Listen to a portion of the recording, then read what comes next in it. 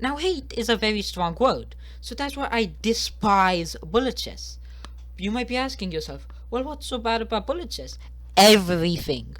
But it can't be that bad, can it? Yes, it can. But how? Well, let me explain. Okay, so first thing, and most important, you end up playing worse moves. This is because turns out when you have literal seconds to play a move, a lot of those moves won't be that great. Let's take Kevin for example. He plays bullet chess. Since he plays 3 minutes, he has no time to think of a good move, and therefore will end up playing worse moves. And those worse moves therefore make his chess skill lower as compared to, I don't know, Daniel who plays 10 minutes. Since he has 10 minutes, he actually has time to think and therefore plays the best possible move most of the time.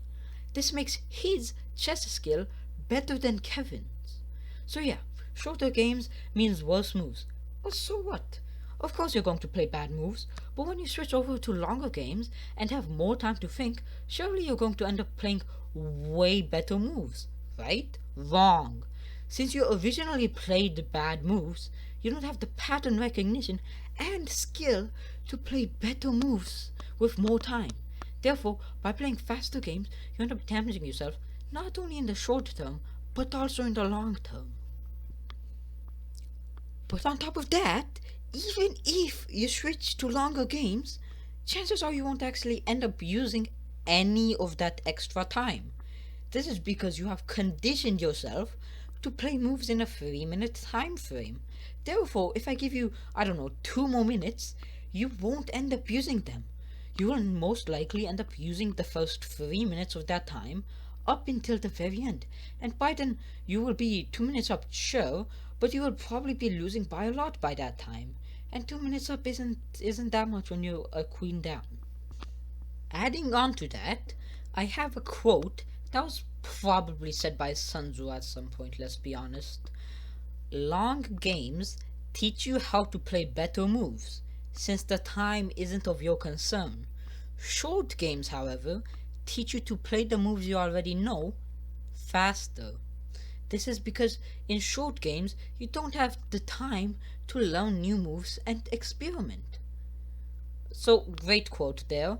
As we can see, said by Sun Tzu, although long games give you enough time to experiment and try new things, because you don't have any time in bullet chess, you will end up not experimenting and therefore not improving.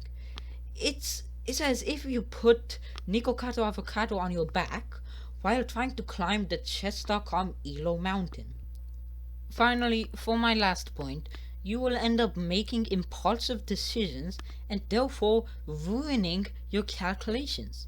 For example, at some point you probably ended up a piece up, but then you get tunnel visioned, taking the free pawn, when all of a sudden, boom, your opponent takes your hanging rook.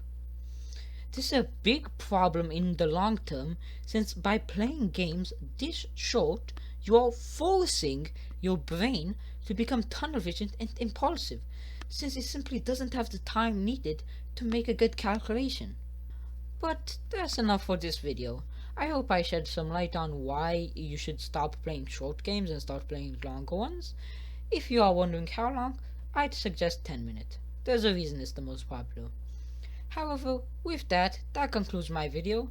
I hope you enjoyed, have a nice day, and if you have time, feel free to click on one of these two videos, which should pop up right now.